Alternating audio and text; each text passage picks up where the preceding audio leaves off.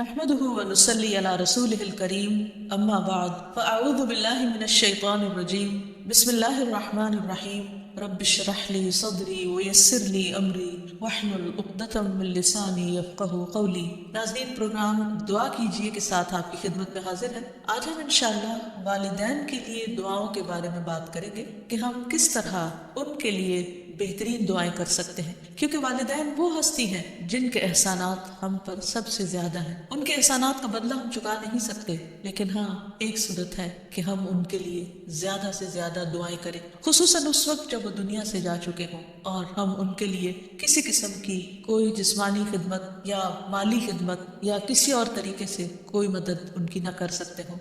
اللہ سبحانہ تعالیٰ کو دعا کرنا بہت پسند ہے۔ اللہ تعالیٰ فرماتے ہیں وَقَالَ رَبُّكُمُ ادْعُونِي أَسْتَجِبْ لَكُمْ، اور تمہارے رب نے فرمایا کہ مجھ سے دعا کرو، میں تمہاری دعا قبول کروں گا۔ تو اللہ سبحانہ تعالیٰ نے خود ہمیں حکم دیا ہے کہ مجھ سے مانگو، تو ہمیں اللہ سبحانہ تعالیٰ کی اطاعت کرتے ہوئے مانگتے رہنا چاہیے۔ اور ویسے بھی ایک اور آیت میں آتا ہے وَإِذَا سَأَلَكَ عِبَادِي عَنِّي، اور جب آپ سے میرے بندے میرے بارے میں پوچھیں، یعنی اللہ سبحانہ تعالیٰ کے بارے میں کہ ہمارا رب کہاں ہے، ہم اس سے کیسے دعا کریں، تو آپ ان کو بتائیے فَإِنِّي قَرِيب، میں تو قریب ہوں، بہت قریب، دور نہیں ہوں، بیچ میں کسی اور کو لانے کی ضرورت ہی نہیں، سب سے زیادہ تو میں ہی تمہارا قریب ہوں۔ اجیب دعوت الداعی اذا دعانی، میں پکارنے والے کی پکار کا جواب دیتا ہوں جب بھی وہ مجھے پکارتا ہے، دن کو پکارتا ہے یا رات کو پکارتا ہے، غم میں پکارتا ہے یا غصے میں پکارتا ہے، بھوک میں پکارتا ہے یا بیماری میں پکارتا ہے، جب بھی پکارتا ہے میں اس کی پکار سنتا ہوں۔ تب اس کو کیا چاہیے کہ فَلْيَسْتَجِيبُوا لِي، چاہیے کہ وہ بھی میری بات مانے، یعنی اگر وہ چاہتے ہیں کہ ان کی دعائیں سنی جائیں تو انہیں میری اطاعت کرنی چاہیے۔ وَلْيُؤْمِنُوا بِي، اور چاہیے کہ مجھ پر ایمان لائیں، مجھ پر اعتماد کریں، مجھے اپنا رب مان لیں، لَعَلَّهُمْ يَرْشُدُونَ، شاید کہ وہ سیدھی راہ پائیں، ان کو صحیح راستہ مل جائے۔ ہوتا یہ ہے کہ جب انسان کی زندگی میں کوئی مشکل آتی ہے تو اس کے پیچھے کوئی مقصد ہوتا ہے، کوئی حکمت ہوتی ہے۔ اللہ سبحانہ تعالیٰ اپنے بندے کو اپنے اور قریب کرنا چاہتا ہے، اس لیے وہ اس کو کسی نہ کسی ایسے دکھ، تکلیف یا پریشانی میں مبتلا کر دیتا ہے تاکہ بندہ اپنے رب کی طرف رجوع کرے، اس مشکل پر صبر کر کے اجر پائے، اللہ تعالیٰ کی طرف رجوع کر کے اور زیادہ دعا مانگے، کیونکہ دعا عبادت ہے، الدعاء والعبادہ، اللہ سبحانہ تعالیٰ کے نزدیک نہایت پسندیدہ، اس لیے ہمیں کثرت سے پکارتے رہنا چاہیے۔ اور جب بھی ہم دعا مانگیں تو اس سے پہلے اللہ تعالیٰ کی حمد و ثنا ضرور بیان کریں۔ ایک حدیث میں آتا ہے عبداللہ بن مسعود رضی اللہ عنہ کہتے ہیں کہ میں نماز پڑھ رہا تھا اور نبی صلی اللہ علیہ وسلم، ابو بکر اور عمر ایک ساتھ تھے۔ جب میں بیٹھا تو اللہ تعالیٰ کی حمد و ثنا بیان کی، پھر نبی صلی اللہ علیہ وسلم پر درود بھیجا، پھر اپنے لیے دعا کی تو نبی صلی اللہ علیہ وسلم نے فرمایا مانگو عطا کیا جائے گا، مانگو عطا کیا جائے گا۔ تو اس سے پتہ یہ چلتا ہے کہ دعا سے پہلے اللہ تعالیٰ کی حمد و ثنا بیان کرنا ضروری ہے۔ اللہ تعالیٰ کی حمد و ثنا کے بے پناہ کلمات ہیں، لیکن آج ہم ان کلمات میں سے ایک کلمہ جو اللہ تعالیٰ کو بے حد محبوب ہے وہ آپ کو بتاتے ہیں، جو نماز کے آغاز میں بھی پڑھا جاتا ہے، اور نماز کے علاوہ بھی اگر اللہ تعالیٰ کی حمد و ثنا کرنا ہو تو اس دعا کو پڑھ سکتے ہیں۔ سبحانک اللہم وبحمدک وتبارک اسمک وتعالی جدک ولا الہ غیرک، اے اللہ تو پاک ہے اپنی تعریف کے ساتھ، تیرا نام بڑا ہی برکت والا ہے، تیری بزرگی بلند و برتر ہے، تیرے علاوہ کوئی بھی الہ نہیں ہے۔ تو بہرحال والدین کے لیے دعا کرنے سے پہلے اللہ سبحانہ تعالیٰ کی حمد و ثنا بیان کیجیے، پھر نبی صلی اللہ علیہ وسلم پر درود بھیجیے،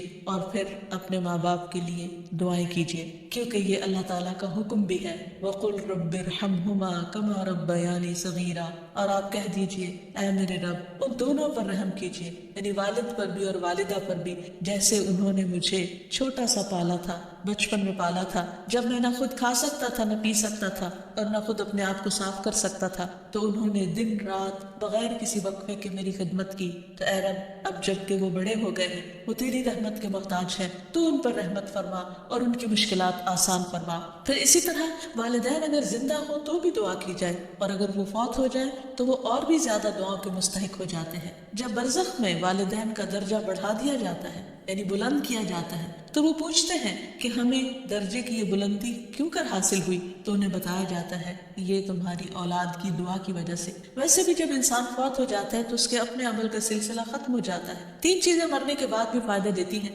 جن میں سے ایک صدقہ جاریہ ہے، دوسرے ایسا علم جو انسان اپنے پیچھے چھوڑ جائے جس سے لوگ فائدہ اٹھائیں، اور تیسرے ولد صالح یدعو لہ، نیک اولاد جو اپنے والدین کے لیے دعائیں کرے، یعنی بیٹے کی دعا یا بچوں کی دعا اپنے والدین کے حق میں قبول ہوتی ہے، اس لیے خوب خوب دعائیں کرنی چاہیے۔ ہم دیکھتے ہیں کہ مختلف پیغمبر بھی اپنے رب سے اپنے والدین کے لیے دعائیں کرتے رہے ہیں، جن میں نوح علیہ السلام کی دعا ہے، وہ کہتے ہیں رب اغفر لی ولوالدی ولمن دخل بیتی مؤمنا وللمؤمنین والمؤمنات، اے میرے پروردگار مجھے بخش دے اور میرے والدین کو بخش دے، اور ہر اس شخص کو جو میرے گھر میں مومن کی حیثیت سے داخل ہوا ہو ان سب کو بھی بخش دے۔ اسی طرح ابراہیم علیہ السلام کی دعا ہے ربنا اغفر لی ولوالدی وللمؤمنین یوم یقوم الحساب، اے ہمارے پروردگار مجھے، میرے والدین اور تمام مومنوں کو اس دن معاف کر دینا جس دن حساب لیا جائے گا۔ پھر اسی طرح ہم دیکھتے ہیں کہ صحابہ کرام اپنے والدین کے لیے دعائیں کیا کرتے تھے، جن میں خاص طور پر حضرت ابو ہریرہ کا ذکر ملتا ہے کہ وہ ایمان لے آئے تھے لیکن ان کی والدہ مشرکہ تھی، اور وہ نبی صلی اللہ علیہ وسلم کے بارے میں ایسے کلمات کہہ دیتی جس سے ان کو بہت تکلیف ہوتی۔ تو ایک مرتبہ اسی طرح کے کچھ کلمات سن کر وہ روتے ہوئے نبی صلی اللہ علیہ وسلم کے پاس آئے، کہنے لگے کہ یا رسول اللہ صلی اللہ علیہ وسلم آپ میری والدہ کی ہدایت کی دعا کیجیے۔ بہرحال آپ صلی اللہ علیہ وسلم نے ہاتھ اٹھا دیے، ان کے لیے دعا کی، اور جب حضرت ابو ہریرہ واپس گھر پہنچے تو ان کی والدہ اسلام قبول کر چکی تھی۔ حقیقت یہ ہے کہ والدین کے لیے خود بھی دعا کرنی چاہیے اور دوسروں سے بھی دعا کی درخواست کرنی چاہیے۔ پھر اسی طرح ہم دیکھتے ہیں کہ ایک مرتبہ ابو ہریرہ جب اپنے وطن پہنچے تو بڑی اونچی آواز میں کہا اماں جان السلام علیکم ورحمۃ اللہ وبرکاتہ۔ انہوں نے جواب دیا وعلیک السلام ورحمۃ اللہ وبرکاتہ۔ پھر ابو ہریرہ کہنے لگے اللہ تعالیٰ آپ پر رحم فرمائے جیسا کہ آپ نے بچپن میں میری پرورش فرمائی۔ ان کی والدہ نے جواب دیا اے میرے بیٹے تمہیں بھی اللہ تعالیٰ بہترین جزا دے اور تم سے راضی ہو جیسا کہ تم نے میرے ساتھ بڑھاپے میں نیک سلوک کیا۔ حقیقت یہ ہے کہ ہم پر انسانوں میں سے سب سے بڑا احسان ہمارے والدین کا ہے۔ اللہ سبحانہ وتعالیٰ نے اپنے حق کے بعد سب سے بڑا حق ہمیں والدین ہی کا بتایا ہے۔ اللہ تعالیٰ نے بنی اسرائیل سے پکا عہد لیا تھا، قرآن مجید میں آتا ہے وَإِذْ أَخَذْنَا مِيثَاقَ بَنِي إِسْرَائِيلَ لَا تَعْبُدُونَ إِلَّا اللَّهَ وَبِالْوَالِدَيْنِ إِحْسَانًا، اور وہ وقت یاد کرو جب ہم نے بنی اسرائیل سے یہ پختہ عہد لیا کہ تم لوگ اللہ کے سوا کسی کی عبادت نہ کرو گے اور والدین کے ساتھ احسان کرو گے۔ تو حقیقت یہ ہے کہ والدین کے ساتھ احسان کرنا اس لیے ضروری ہے کہ ہم ان کا حق ادا نہیں کر سکتے جتنی وہ محبت کے ساتھ ہمیں پالتے ہیں۔ بچے والدین کی خدمت عزت کرتے بھی ہیں تو بعض اوقات مشکل میں پڑ کر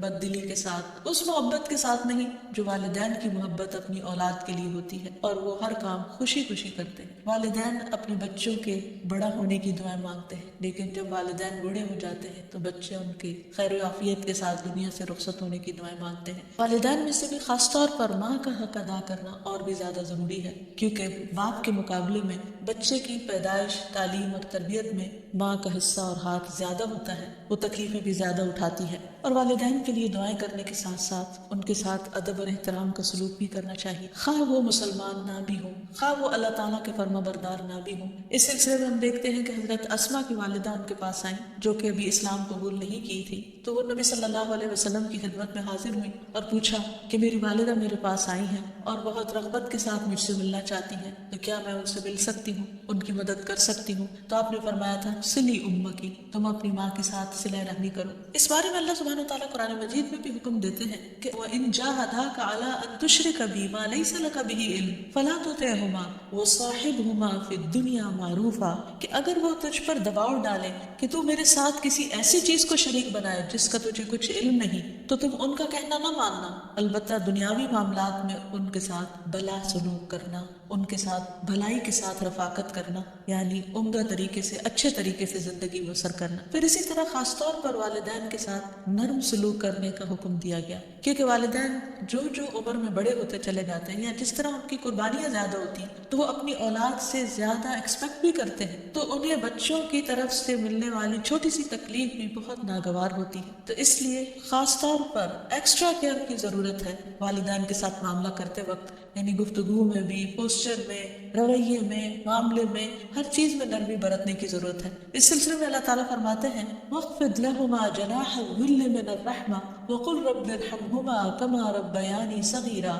اور ان پر رحم کرتے ہوئے انکساری کے ساتھ ان کے آگے جھکے رہو اور ان کے حق میں دعا کرو کہ اے میرے رب ان پر رحم فرما جیسا کہ انہوں نے بچپن میں مجھے محبت اور شفقت کے ساتھ پالا تھا۔ اس سلسلے میں ہمیں ایک روایت میں یہ بھی ملتا ہے، عبداللہ بن مسعود کہتے ہیں کہ ایک شخص نے نبی صلی اللہ علیہ وسلم سے پوچھا کہ کون سا عمل سب سے افضل ہے؟ آپ نے فرمایا وقت پر نماز پڑھنا اور والدین کے ساتھ نیکی کرنا، پھر اللہ کے راستے میں جہاد کرنا، یعنی سب سے پہلا کام نماز، اور پھر انسانوں میں سے والدین کے ساتھ حسن سلوک۔ لیکن عام طور پر والدین کو اولاد کے ساتھ شکایت ہی رہتی ہے، کیونکہ بعض اوقات لوگ نماز بھی پڑھ لیتے ہیں، صدقہ خیرات بھی کر لیتے ہیں، لوگوں کے ساتھ اچھی طرح بھی معاملہ کر لیتے ہیں، لیکن والدین کے ساتھ ان کا وہ شفقت اور محبت کا معاملہ نہیں ہوتا جس کو وہ ڈیزرو کرتے ہیں۔ آپ دیکھیں کہ آیت میں کتنی تاکید کے ساتھ کہا جا رہا ہے کہ وَخْفِضْ لَهُمَا جَنَاحَ الذُّلِّ، کہ تم اپنے پر یعنی اپنے کندھے ان کے سامنے عاجزی اور انکساری کے ساتھ جھکا کے رکھو، یعنی جب ان کے سامنے بیٹھو یا کھڑے ہو یا بات کرو تو اس وقت بھی تمہارے اندر ایک خاص قسم کا جھکاؤ ہونا چاہیے۔ پھر اسی طرح یہ ہے کہ والدین کو اف تک کہنے کی اجازت نہیں۔ بعض اوقات انسان کا اپنے والدین کے ساتھ ڈس ایگریمنٹ ہو جاتا ہے، کسی بات پر اختلاف ہو سکتا ہے، وہ دین کا معاملہ ہو سکتا ہے، وہ دنیا کا معاملہ ہو سکتا ہے، وہ سوچ کا فرق ہو سکتا ہے، وہ جنریشن گیپ ہو سکتا ہے، وہ کوئی بھی چیز ہو سکتی، لیکن اس میں اولاد کو یہ حق نہیں دیا گیا کہ وہ والدین کے ساتھ بدتمیزی کرے۔ ہمارے دین نے ہمیں یہ سکھایا ہے کہ وَلَا تَقُلْ لَهُمَا أُفٍّ وَلَا تَنْهَرْهُمَا، کہ تم ان کو اف تک نہ کہو اور ان سے ڈانٹ کر بات نہ کرو، وَقُلْ لَهُمَا قَوْلًا كَرِيمًا، اور ان کے ساتھ جب بات کرو تو بہت عزت کے ساتھ کرو، احترام کے ساتھ کرو۔ پھر اسی طرح ان کے ساتھ سختی سے بات نہ کی جائے، ان کا نافرمان نہ بنا جائے، جیسے اللہ سبحانہ وتعالیٰ نے یحییٰ علیہ السلام کو یہ حکم دیا تھا، یا یحییٰ خذ الکتاب بقوة وآتیناہ الحکم صبیا وحنانا من لدنا وزکاة وکان تقیا وبرا بوالدیہ ولم یکن جبارا عصیا۔ اللہ تعالیٰ نے یحییٰ علیہ السلام کو بچپن میں ہی حکم دیا کہ اے یحییٰ کتاب کو یعنی تورات کو مضبوطی سے پکڑ لو، اس پر مضبوطی سے عمل پیرا ہو جاؤ، اور ہم نے اسے بچپن میں ہی قوت فیصلہ عطا کی، اور ہم نے اسے اپنی مہربانی سے نرم دل اور پاک سیرت بنایا، اور وہ فی الواقع پرہیزگار تھے اور اپنے والدین سے ہمیشہ اچھا سلوک کرتے تھے۔ یہ قرآن مجید کی گواہی، اور کسی وقت بھی جابر اور نافرمان نہ ہوئے، یعنی انہوں نے کبھی بھی اپنے والدین کے ساتھ بدتمیزی نہیں کی، سختی نہیں کی، بد اخلاقی نہیں کی۔ پھر اسی طرح والدین کی نافرمانی کو حرام بھی قرار دیا گیا۔ حدیث میں آتا ہے کہ ان اللہ حرم علیکم حقوق الامہات، اللہ نے تم پر ماں کی نافرمانی کو حرام قرار دیا ہے۔ پھر اسی طرح ایک اور حدیث میں آتا ہے کہ اللہ تعالیٰ کی رضامندی باپ کی رضامندی میں ہے، اور اللہ کی ناراضگی باپ کی ناراضگی میں ہے، اس لیے والد کا حق ادا کرنا بھی ماں کے ساتھ ساتھ بہت ضروری ہے، اور والدین کا حق ادا نہ کرنا کبیرہ گناہوں میں شمار ہوتا ہے۔ اور کبیرہ گناہ وہ ہیں کہ جن پر اگر انسان توبہ کیے بغیر مر گیا تو قیامت کے دن سخت پکڑ ہوگی، اور اسی طرح والدین کو رلانا بھی کبیرہ گناہ ہے، ان کو گالی دینا کبیرہ گناہ ہے۔ پھر اسی طرح والدین تو وہ ہستی ہیں کہ جن کے لیے دعاؤں کے ساتھ ساتھ ان کی طرف سے صدقہ خیرات کرنا بھی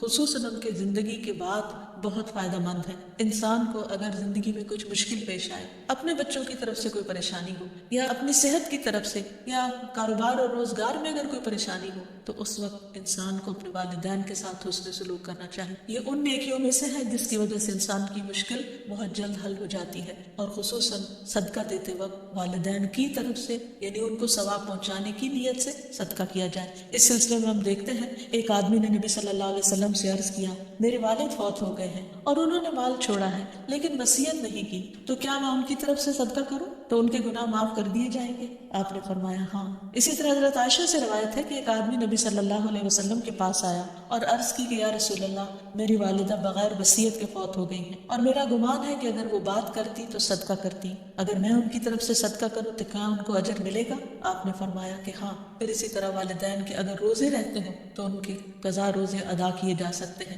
اگر وہ حج نہ کر پائے ہوں تو ان کی طرف سے حج بدل کیا جا سکتا ہے، یہ ان کے لیے ایک بہت بڑا احسان ہوگا۔ پھر اسی طرح ان کی نظر پوری کی جا سکتی ہے کہ اگر انہوں نے زندگی میں کسی سے کوئی وعدہ کیا ہو اور وہ اسے پورا نہ کر سکے ہوں، اللہ تعالیٰ کے لیے کوئی نظر مانی ہو اور اسے پورا نہ کر سکے ہوں، تو اس کو ادا کر دیا جائے۔ تو خلاصہ یہ ہے کہ انسان اپنے والدین کے ساتھ جو احسان کر سکتا ہے، اس میں جب وہ زندہ ہوں تو ان کا دل خوش کرے، ان کی خدمت کرے، ان پر اپنا مال خرچ کرے، ان کی اطاعت اور فرما برداری کرے، خواہ وہ اللہ کے فرما بردار ہو یا نہ ہو، ان کے ساتھ حسن سلوک کرتا رہے۔ جب وہ فوت ہو جائے تو ان کی طرف سے صدقہ خیرات کرے، والدین کے دوستوں کے ساتھ حسن سلوک کرے، اور اس کے ساتھ ساتھ ان کے لیے خوب خوب دعائیں کرے، اور خصوصاً یہ مختصر سی دعا جو اللہ سبحانہ و تعالیٰ نے خود حکم دیا ہے کرنے کو، رب ارحمہما کما ربیانی صغیرا، اس دعا کی خوب تکرار کرے اور ان کی بخشش کی بھی دعا کرے۔ اور آخر میں ہم سب دعا کرتے ہیں اپنے والدین کے لیے کہ اللہ تعالیٰ ان پر اپنی رحمتیں فرمائے اور ان کو اپنا پسندیدہ بنا لے،